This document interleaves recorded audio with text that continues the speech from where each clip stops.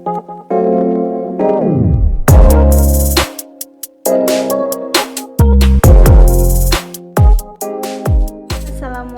warahmatullahi wabarakatuh. Puji syukur kita panjatkan kepada Allah Subhanahu wa Ta'ala yang telah memberikan kita nikmat kesehatan dan keselamatan seperti yang kita dapat sekarang ini. Baiklah, kami dari kelompok 2 kelas ilmu perpustakaan 2 akan mempresentasikan mengenai materi hakikat bahasa. Sebelum kami memulai presentasi, saya akan memperkenalkan anggota kelompok 2, yaitu saya Nazmi Hayati sebagai moderator. Baiklah, kami akan memulai presentasi kami mengenai hakikat bahasa. Yang pertama akan dijelaskan oleh Aulia Azmi. Kepada Aulia Azmi, dipersilahkan. Assalamualaikum warahmatullahi wabarakatuh. Terima kasih kepada moderator yang telah memberikan kesempatan. Saya Aulia Azmi akan menjelaskan mengenai pengertian bahasa dan juga fungsi bahasa. Menurut Harimurti Kridalaksana dalam buku Kelas Kata dalam Bahasa Indonesia, bahasa merupakan sistem bunyi yang bermanfaat yang dipergunakan untuk komunikasi oleh kelompok manusia. Maksud dari pengertian bahasa menurut pendapat ini bahwa bahasa ini merupakan suatu sistem bunyi yang memiliki makna atau arti sehingga dapat digunakan untuk komunikasi oleh suatu kelompok manusia yang mempunyai pikiran sebagai rencana suatu dialektika. Selanjutnya pengertian bahasa menurut Goris Keraf. Menurutnya, bahasa adalah alat komunikasi antara anggota masyarakat berupa simbol bunyi yang dihasilkan oleh alat ucap manusia. Ketika anggota masyarakat menginginkan untuk berkomunikasi dengan sesamanya, maka orang tersebut akan menggunakan suatu bahasa yang sudah biasa digunakannya untuk menyampaikan suatu informasi. Pada umumnya, bahasa tersebut berbeda antara satu daerah dengan daerah lainnya. Ini dikarenakan karena adanya perbedaan kultur, lingkungan, dan kebiasaan yang mereka miliki. Selanjutnya, menurut Kamus Linguistik oleh Harimurti Kridalaksana, bahasa merupakan sistem lambang bunyi yang arbitrer yang digunakan oleh para anggota suatu masyarakat untuk kerjasama, berinteraksi, dan mengidentifikasikan diri. Dilihat dari pengertian yang ada dalam kamus ini, dapat dipahami bahwa bahasa juga dapat berfungsi sebagai lambang bunyi, sebagaimana not yang ada pada nada. Akan tetapi, fungsi dan manfaat yang diberikan sangat berbeda antara keduanya. Bunyi yang dihasilkan oleh bahasa diprioritaskan untuk menyampaikan suatu informasi, serta lebih menitik beratkan pada kepadatan isinya, bukan pada fungsi estetika yang dihasilkannya. Dari beberapa pendapat para ahli yang telah saya sampaikan tadi, dapat disimpulkan bahwa bahasa adalah sarana untuk berkomunikasi dan berinteraksi antara anggota masyarakat untuk menyampaikan pikiran dan perasaan sebagai makhluk sosial. Selanjutnya, setiap bunyi yang dihasilkan oleh alat ucap manusia belum bisa dikatakan bahasa bila tidak terkandung makna di dalamnya. Selanjutnya yaitu fungsi bahasa.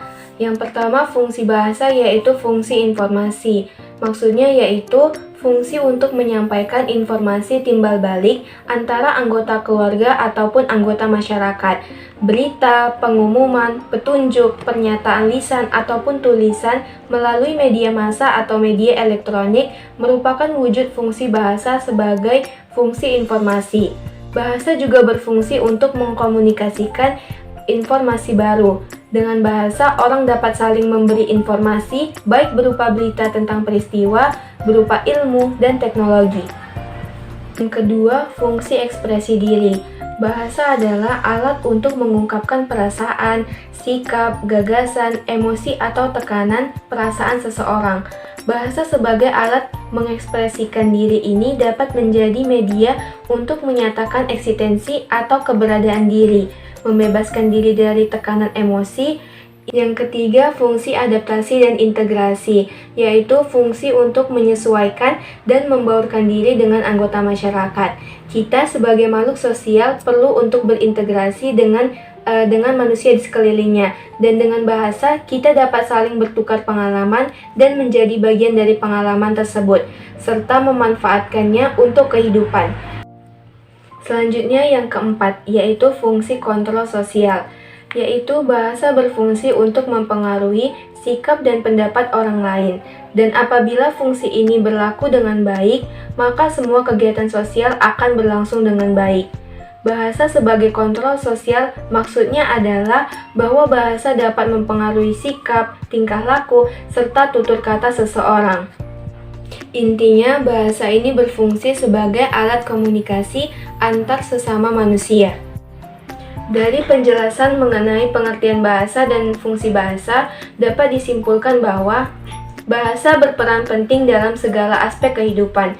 Bahasa dapat membantu manusia dalam menjalankan berbagai tugas dan membuka gerbang ilmu pengetahuan. Bahasa juga dapat membantu kita untuk bersosialisasi dan saling memahami antara satu sama lain, serta menyatukan berbagai latar belakang manusia yang berbeda-beda, baik secara regional maupun internasional. Salah satunya adalah bahasa Indonesia yang digunakan oleh bangsa Indonesia. Terima kasih kepada Aulia Azmi. Selanjutnya akan dijelaskan oleh Emiris Kayani. Kepada Emiris Kayani dipersilahkan. Terima kasih pada moderator telah memberikan kesempatan. Saya Emiris Kayani akan menjelaskan mengenai ciri atau sifat bahasa. Adapun beberapa ciri atau sifat bahasa tersebut yaitu 1. Bahasa itu adalah sebuah sistem. Sistem berarti susunan teratur berpola yang membentuk suatu keseluruhan yang bermakna atau berfungsi. Sistem terbentuk oleh sejumlah unsur, yang satu dan yang lainnya berhubungan secara fungsional.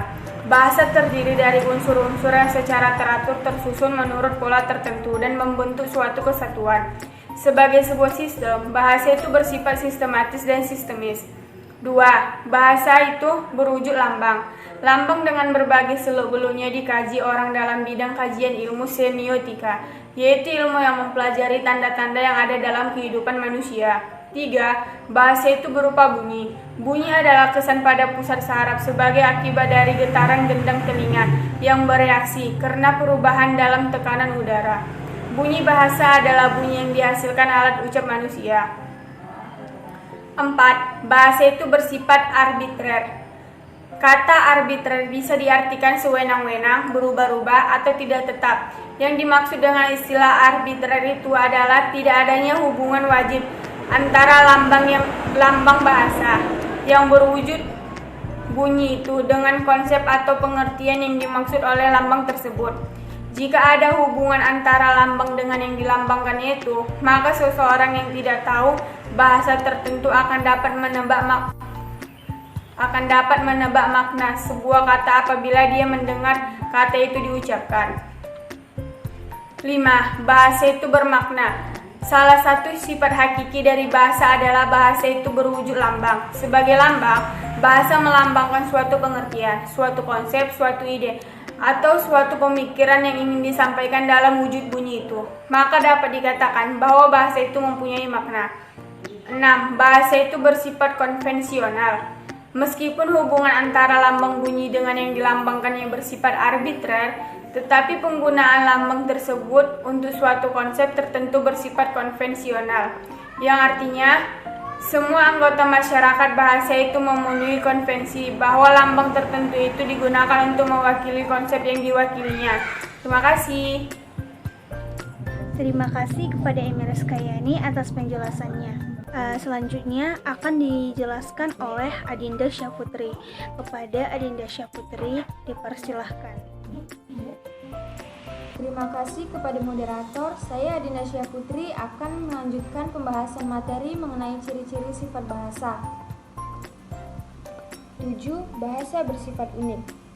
Artinya, setiap bahasa mempunyai ciri khas sendiri yang tidak dimiliki oleh bahasa lainnya. Ciri khas ini bisa menyangkut sistem bunyi, sistem pembentukan kata, sistem pembentukan kalimat, atau sistem-sistem lainnya.